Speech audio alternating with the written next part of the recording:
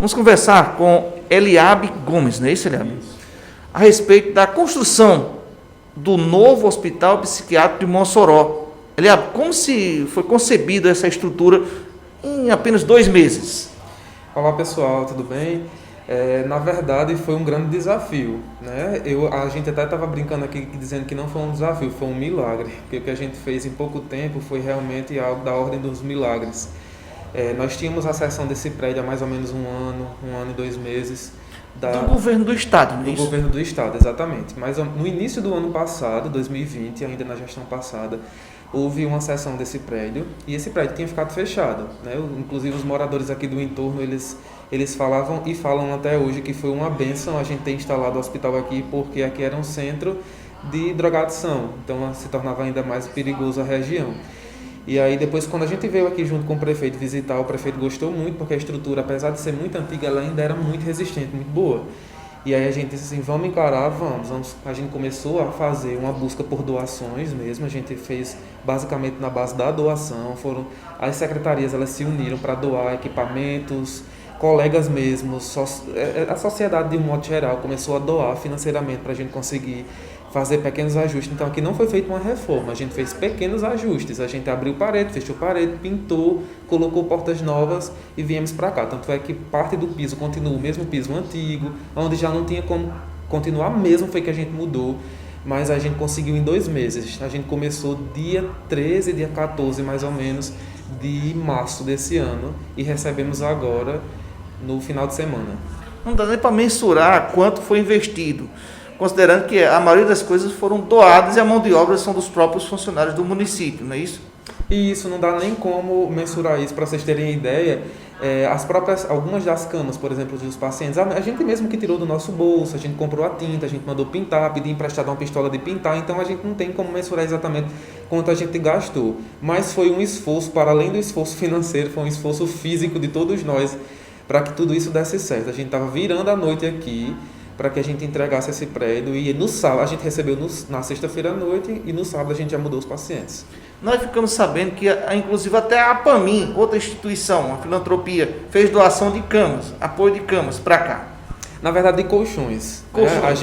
O hospital psiquiátrico, ele acaba tendo um desgaste muito grande dos materiais, porque o paciente psiquiátrico em si, ele tem as suas dificuldades. É diferente, né? É diferente. E ele, às vezes, eu sempre faço aquela inspeção semanalmente para saber se está tudo no local, eu passo. Uma semana depois, quando eu volto, as coisas já não funcionam mais do jeito que deveria estar, os colchões já estão rasgados.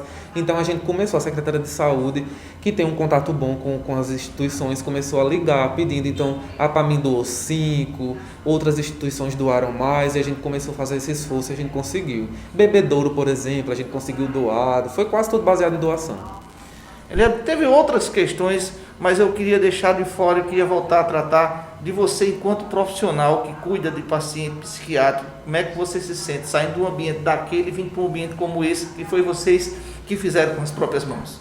Pois é, antes de gestor, sou psicólogo, então eu levo muito a sério a minha profissão, eu levo muito a sério o meu código de ética e a gente não pode ser omisso. Eu digo para os meus alunos brincando, eu digo o seguinte, não existe psicólogo neutro, neutro é só sabão. Psicólogo, ele se posiciona, então era impossível, enquanto psicólogo, não me posicionar acerca daquela realidade que a gente estava vivendo. Enquanto cidadão também, né? E enquanto cidadão também, né? A gente tem nós somos seres políticos e a gente precisa pensar sobre isso. Eu não poderia aguentar ver os nossos pacientes não tendo seus direitos garantidos, porque quando eu tenho uma instituição que que os pacientes são mordidos por ratos, que essa era a realidade da gente lá. Nossa. Que os pilares estavam caindo, o teto estava caindo, isso não é garantia de direito, pelo contrário, isso é violação de direito, eu não poderia receber isso como normalidade. Então, hoje, enquanto profissional, enquanto pessoa, eu me sinto mais aliviado em saber que agora eu consigo dormir tranquilo em casa.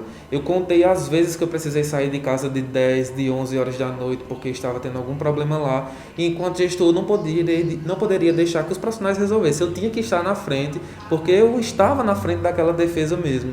E era uma caixa d'água caindo, era quando chovia. Quando chovia era uma cena de horror. A minha maior preocupação era a chuva, por quê? Porque quando chovia, todas as lâmpadas do hospital, elas vazavam água. E eu aprendi desde pequeno que água e energia são coisas que não podem estar juntas brincando. Dá fogo. Dá fogo, exatamente. Me fala também da satisfação do paciente em si, daqui do hospital. Como é que ele tem recebido? Ele se assustou? Como é que ele está aqui nesse ambiente? Eu acabei de dizer numa audiência que eu estava aqui com o Ministério Público que o que eu posso mensurar é a fala do paciente. A fala do paciente, para mim, é a minha medida de satisfação. E desde o primeiro dia, os pacientes eles têm mostrado uma satisfação imensa. Infelizmente, a gente não pode mostrar os pacientes, nem pode trazer fala deles.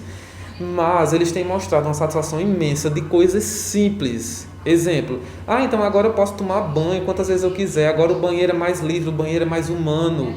Agora eu tenho um campinho de futebol dentro do hospital para eu brincar. Eu nunca mais quero voltar para aquele lugar. Então eles estão muito satisfeitos. Eu confesso a vocês que a minha preocupação era a adaptação dos pacientes. Eu tive muito medo. Eu não dizia isso para ninguém porque eu preciso mostrar. Eu ia perguntar sobre a adaptação, mas eu fiquei assim, não vou perguntar não, mas já que você falou, como é que está sendo a adaptação? Eu precisava mostrar ser forte, né? Isso. Porque eu tô o pai da casa e aí geralmente o pai ou a mãe da casa tem que mostrar a fortaleza. Mas eu estava muito preocupado com essa adaptação. Inclusive, eu tive o cuidado de trazer todos. Eu que trouxe todos os pacientes para cá, pegando na mão. E eu simplesmente fiquei impressionado com como eles reagiram a essa nova mudança. Eles ficaram felizes demais. Eles estavam entrando e eles olhavam para as paredes. Eles não acreditavam que eles iam morar entre aspas, né? Que a nova casinha deles estava pronta. Né? Exatamente. Se você chegar agora lá no feminino, tem uma senhora lá que a gente tem um vínculo bem forte. Eu me lembro da minha avó, enfim, tem essas questões aí que atravessam o pessoal. E eu gosto muito de conversar com ela. Ela disse assim, eu gosto tanto da minha casinha nova, eu gosto tanto daqui. Então toda vez que a gente entra lá, ela fica reafirmando isso. E o quanto que isso para mim é importante. Os profissionais têm suas dificuldades? Tem, mas eu entendo que os profissionais com a sua consciência profissional, inclusive, é para ser mais fácil de adaptação. Mas o paciente eu esperava que fosse mais difícil, mas pelo contrário, eles estão tendo uma adaptação muito fantástica, muito bacana. Tem melhorias a serem feitas, evidentemente. Quando o paciente está aqui dentro é diferente. A gente vai percebendo, precisa colocar uma porta ali, precisa abrir essa porta aqui. A gente vai se ajustando, mas a gente já está fazendo esses ajustes para deixar o mais confortável possível. Tive o prazer de acompanhar agora há pouco um paciente do CAPS aqui do Alta Conceição que pediu para conhecer o novo hospital psiquiátrico e veio pessoalmente aqui e fez uma caminhada por dentro do hospital junto com o assistente social lá do CAPS e a própria diretora do CAPS, que foi quem fez esse ato humanitário e trouxe ele para conhecer. E ele saiu aqui do hospital feliz da vida. Eu fiquei também impressionado assim com você, com aquela atitude da assistente social e da diretora, mas principalmente com a satisfação daquele cidadão que é um cidadão, claro, está precisando de tratamento, mas dentro das suas condições saiu dando uma opinião muito boa daqui do ambiente. É esta a impressão que você está tendo com Sim. As pessoas que estão vindo aqui? Essa é a impressão que eu estou tendo e essa é a minha medida de satisfação. É o paciente que tem que me dizer se está bom para eles. É o paciente que fica aqui. É o paciente que passa 15, 30, 60 dias aqui. Então é ele que tem que me dizer tá bom, que não tá bom, que precisa. E eu tenho esse cuidado de estar todos os dias. Hoje eu já entrei 2 vezes, passei pelos setores, conversei com eles. Eu tento ter uma aproximação boa com os pacientes, porque para mim eles não têm diferença nenhuma. Inclusive meu tio está internado hoje aqui, então para mim é a coisa mais familiar possível. Então eu sento, converso com eles, o que é que a gente precisa melhorar? E eles vão me dizendo, e eles são muito abertos a isso. A gente precisa desmistificar essa ideia de que o hospital psiquiátrico tem loucos gritando aqui dentro. Não é isso. Essa ideia de loucura ela não existe, a gente que criou. São pessoas comuns, é meu tio, é meu primo, pode ser eu, pode ser meu você. Irmão, é minha mãe, exatamente. São pacientes, né? Exatamente. Ô Eliabe, eu vou pedir agora, mas que você fique aberto aqui o microfone para você agradecer as pessoas que ajudaram a construir aqui isso aqui fosse permitido. Olha, eu vou tentar dizer de um modo geral, porque eu tenho muito medo de ser injusto com alguém, tá certo?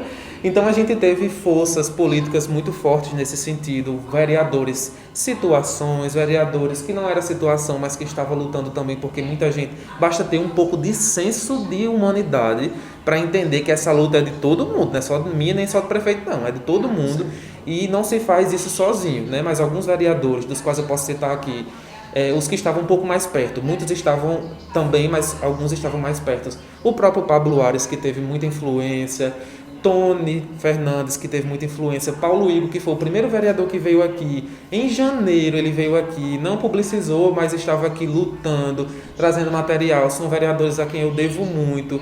tiveram Laurence também, tiveram outros vereadores que passaram por aqui, o próprio prefeito que foi muito sensível com a causa, eu agradeço demais a ele. Quando ele me chamou para cá, eu disse: Alisson, pelo amor de Deus, me dê condição de trabalho, não me deixe só. E ele tem me dado essa condição de trabalho, então eu agradeço demais. Alisson tem uma sensibilidade sobre saúde mental, tem questões pessoais, familiares que atravessam isso. Eu estou dizendo isso porque ele deixou isso muito claro aqui na inauguração, né? A secretária de saúde, a quem eu tenho um carinho imenso, não conhecia Morgana. Aliás, ela está conquistando o coração de todos. Demais. Vou botar ela dentro de uma caixinha. Morgana não a conhecia, eu conheci na mudança de gestão, mas Morgana tem se demonstrado uma pessoa de um coração gigante. Caliana, coordenadora de saúde mental, Branca, coordenadora especializada.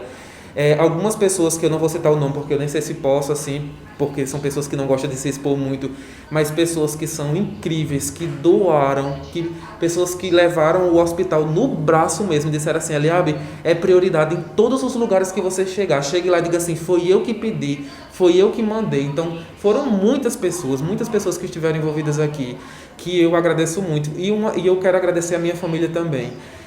Eu não posso deixar de agradecer a minha família pelo suporte que tem me dado, porque não é fácil, com 28 anos, lidar com um hospital. Não é fácil, é a minha primeira experiência pública, então, mas eu estou aqui com amor, com paixão, com técnica, com dedicação, e eu devo muito à minha família também por todo o suporte. Por estar aqui, mudando também paciente comigo, levando birô, isso não tem preço que pague.